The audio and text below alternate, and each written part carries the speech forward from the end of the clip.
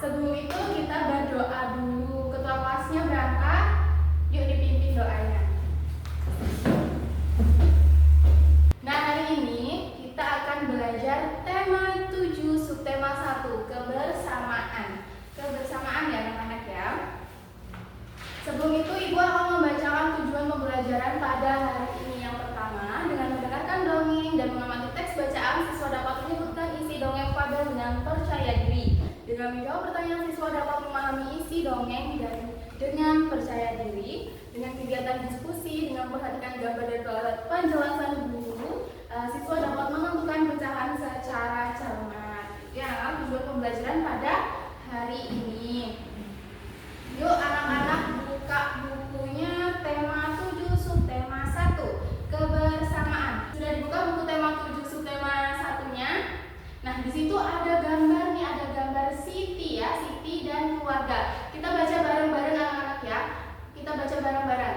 Siti tinggal bersama keluarga. Di rumah Siti ada ayah, ibu, Siti, dan Ali. Mereka sering makan malam bersama. Ayah Siti sering bercerita usai makan malam. Siti dan Ali menyukai cerita binatang. Siti anak rajin.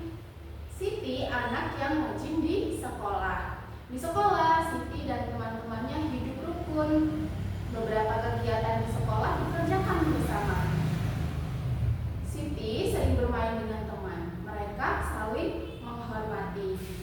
Nah, anak-anak, sekarang kita amati gambar yang ada di halaman pertama. Itu gambar kebersamaan di rumahnya Siti. Ibu akan bacakan teks yang ada di buku itu ya anak-anak ya. Suasana kebersamaan di rumah Siti pada hari Minggu. Ayah, ibu, Siti dan Ali berada di depan rumah. Siti dan Ali sedang memberi makan ayam. Ayah membersihkan selokan. Ibu menyapu halaman belakang rumah. Seusai bekerja, mereka makan bersama. Itu adalah kegiatan di hari Minggu keluarga Siti. Sama seperti anak-anak, kalau hari Minggu ada yang membantu ibu di dapur ya, ada yang membantu ayah bersih-bersih halaman. Terus apa lagi? Kasih makan binatang peliharaan ya. Itu kegiatan kebersamaan di rumah. Saling membantu, saling bergotong royong. Itu kebersamaan di rumah ya anak-anak ya. Nah, setelah itu ada gambar kedua nih. Ini ada ayah Siti dan Ali. Kebersamaan di rumah Siti. Ayah Siti pandai mendongeng. Siti sangat suka dengan dongeng. Hampir setiap minggu ayah Siti mendongeng. Seusai mendongeng, ayah Siti menceritakan isi dongeng. Banyak sekali contoh yang baik dalam dongeng. Nah, sekarang Ibu akan membacakan dongeng tentang dongeng ini anak-anak ya. Ini gambar apa?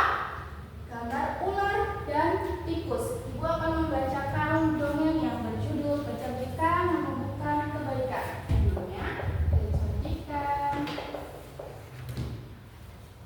Menumbuhkan Kebaikan.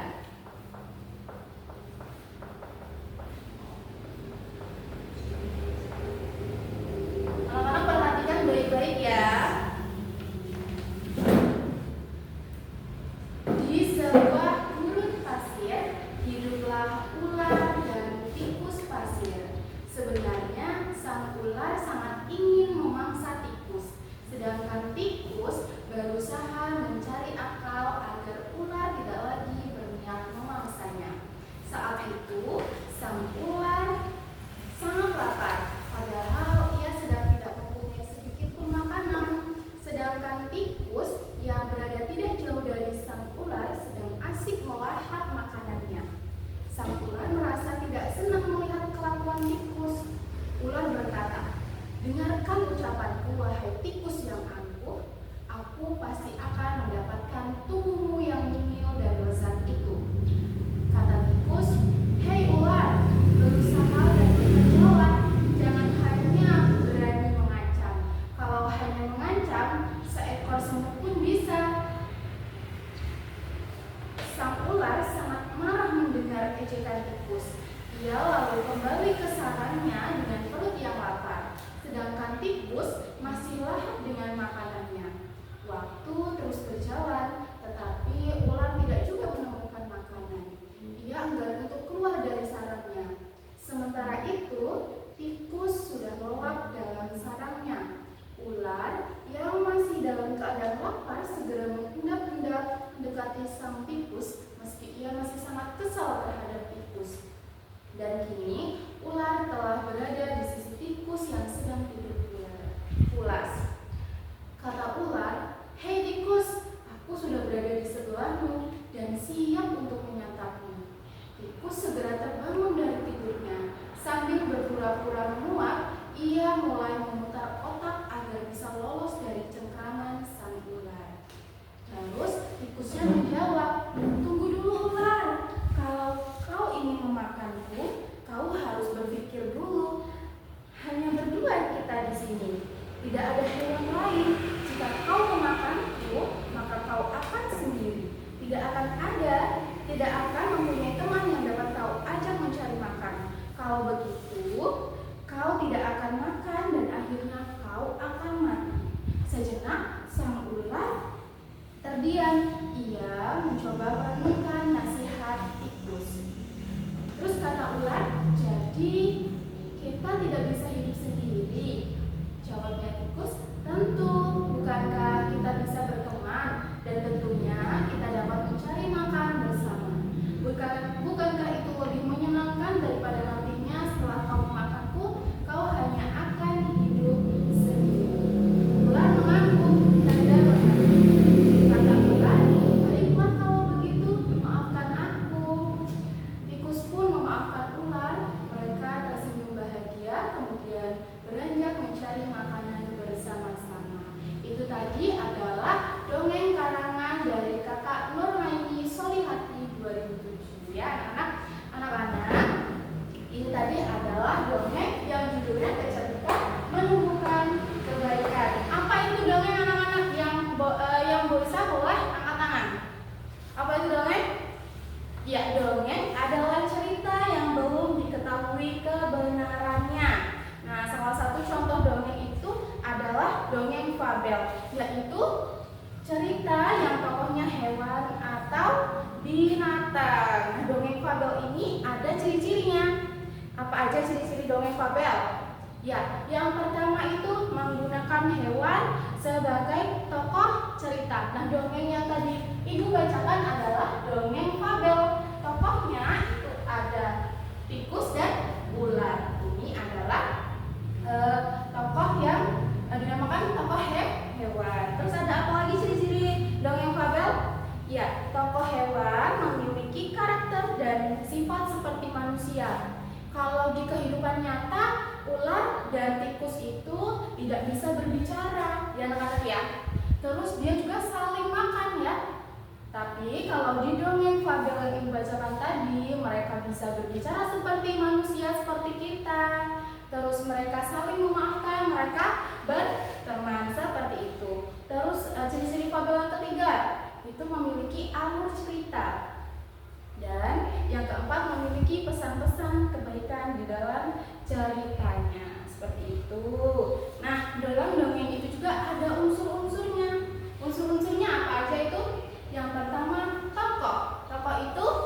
Tokoh itu yang berperan dalam cerita tersebut seperti ular dan tikus. Terus latar, ada latar. Latar itu tempat terjadinya dongeng ya.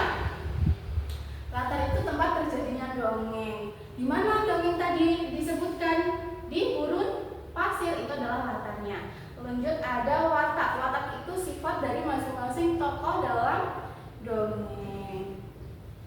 Ada pertanyaan di buku halaman 4-nya, kita buka. Di situ kita akan berdiskusi. Berdiskusinya dan masih di sama teman sebaku ya anak-anak ya. Teman sebaku nanti kita akan meriksa bareng-bareng. Yuk kita kerjakan dulu pertanyaan-pertanyaan yang ada di buku halaman 4. Sudah semua mengerjakan? Kita periksa bareng-bareng ya anak-anak ya. Pertanyaan yang pertama nih, bagaimana kecerdikan tikus? Ya, tikus mengatakan kepada ular hidup sendiri dan tidak ada yang diajak mencari makan. Pertanyaan kedua, mengapa ular dan tikus dapat hidup bersama? Yang bisa boleh angkat tangan. Yuk Vina, boleh dijawab. Iya betul, karena mereka saling meminta maaf dan memaafkan dan tidak akan saling memakan. Pertanyaan yang ketiga, bagaimana kecerdikan tikus? Yang bisa boleh angkat tangan. Ya Putri, tikus mengatakan kepada ular bahwa jika ular memakannya, maka ular akan hidup sendiri dan tidak ada yang diajak mencari makan. Itu tadi jawaban dari pertanyaan-pertanyaan yang telah kita diskusikan. Nah, sekarang kita akan amati gambar yang ada di halaman 5 anak-anak. Di sini ada ibu menghidangkan 3 buah kue donat. Setiap kue dipotong menjadi 2 potongan sama besar. Siti, Ali, dan Ayah mengambil masing-masing 1 potong. Siti sangat senang bersama keluarga di rumah. Kita akan belajar mengenal pecahan.